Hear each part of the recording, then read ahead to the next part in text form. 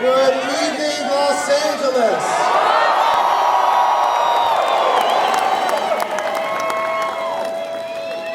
Well, the results aren't all in, but this is shaping up to be a great night.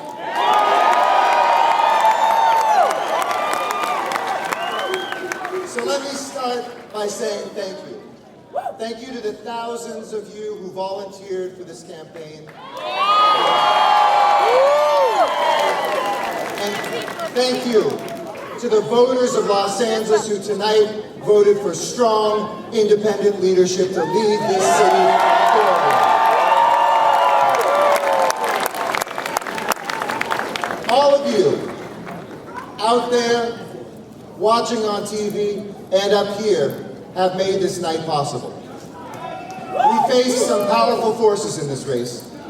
We didn't have the most money, or necessarily the biggest name endorsements always, but we had something more important. We had a people-powered campaign. We had a commitment with that people power to let the voters of Los Angeles choose the next mayor, not any power brokers. From Wilmington to Woodland Hills, from Boyle Heights to Brentwood, from Sylmar to South LA, we have sent a message tonight. And that message is that LA is ready to put the recession in the rearview mirror and to become the city of opportunity that I grew up in once again.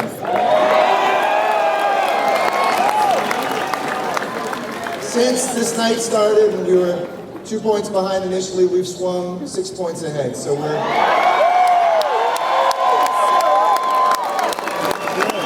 if this holds, and it looks like it will, on July 1st, we will assume the responsibility of creating jobs, of balancing our city's budget, of keeping our city's streets safe, and improving the quality of life for all Angelenos.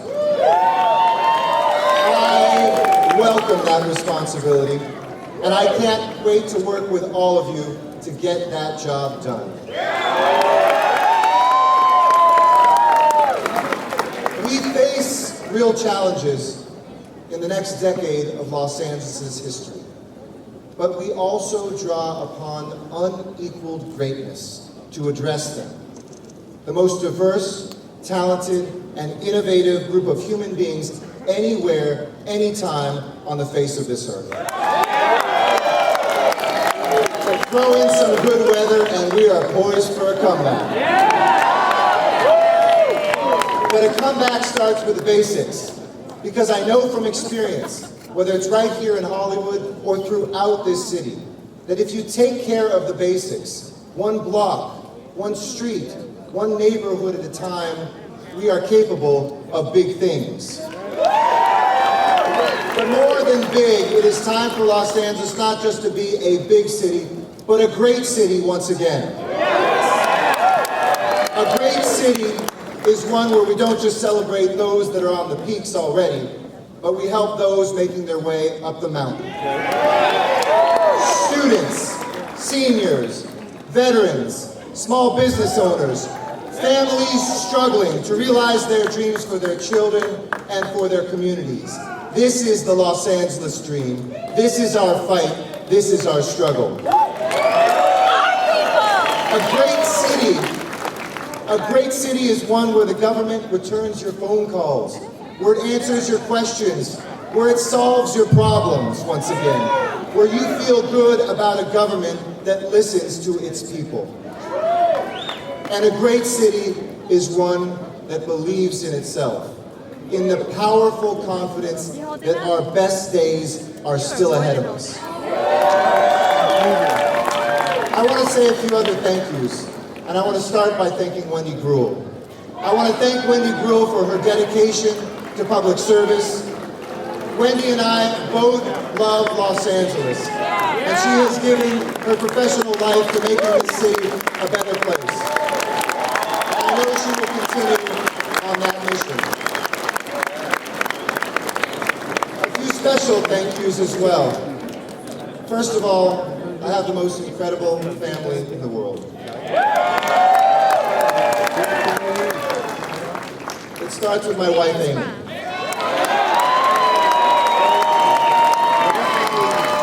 I want to thank for keeping me focused and making our life work through this campaign. Campaigns are tough. And she has raised our incredible, beautiful daughter, Maya, who is now 17 months old, with grace, with intelligence, with commitment, and none of this would be possible without Amy Wicker. Thank you, too, to my mom and my dad, my sister and brother-in-law, and my nephews, to my mother-in-law, who is here from Indiana, and a Swiss exchange student who came here, I think, in high school, just surprised me that he's on the stage, too.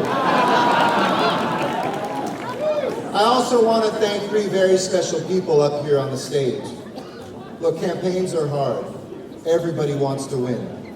So I'm especially grateful for the support and friendship of my three former opponents and my three dear friends, Jan Perry, Kevin James, and Emmanuel Fontaine.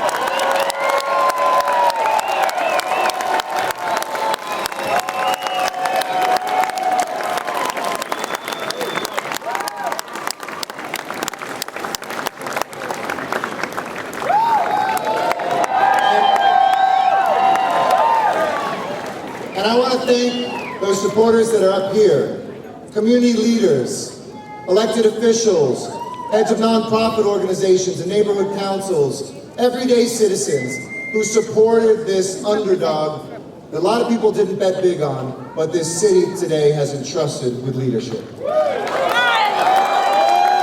the last 622 days, but who's been counting? I have crossed this city, fighting for its future and fighting for a faith in LA. And my faith in Los Angeles is deeper today than when I started that journey. You welcomed me into your barbershops, into your living rooms. You welcomed me into veterans halls. On the street, you stopped me. You saw me on the red line yesterday and told me your dreams and your hopes.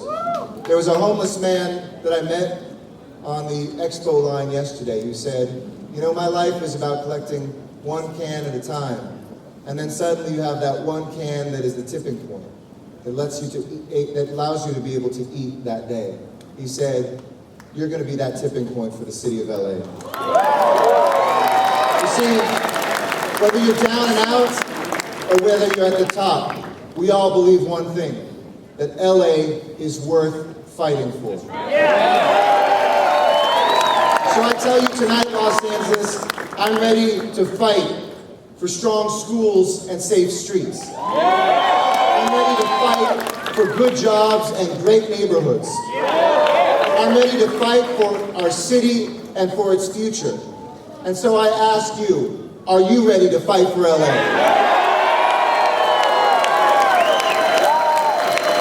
And to this great crowd assembled at the Palladium, where at least 2 generations of Garcettis have gone to concerts and probably many more, where we brought back Hollywood here where it all started, and we're in the heart of the city. We want to regain our heart for all of the city. I say to you this, tonight is just the beginning. Our work has just begun. Tomorrow, we roll up our sleeves and we get to work rebuilding a great Los Angeles. Thank you, Los Angeles.